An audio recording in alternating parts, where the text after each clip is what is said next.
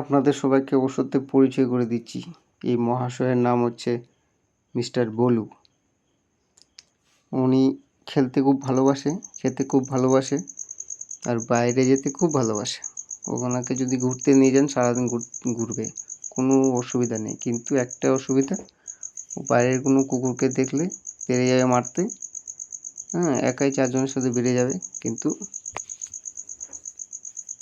ভালো, এমনি লোককে কামড়ায় না, আননোন পার্সনকে বাড়িতে ঢুকতেও দেয় না। আমি ওর বাড়িতে মাঝে মধ্যে যাই, যেহেতু আমাকে ছোটোবেলা থেকে চিনে, তো আমার আওয়াজ শুনলে কিছু বলে না। যখনই যাই 2 পা আমার কাঁধে তুলে দেয়, একটু চুমু খায়, তারপরে ব্যাস শান্ত হয়ে যায়। তারা বসলে আমার উপরে আসবে খেলার জন্য, কিন্তু আজকে আমার সঙ্গে খেলে নিয়েছে। এবার উনি ওনার মুডে বিছানায় মালিকের সাথে খেলছে। তো ভালো, খুবই ভালো।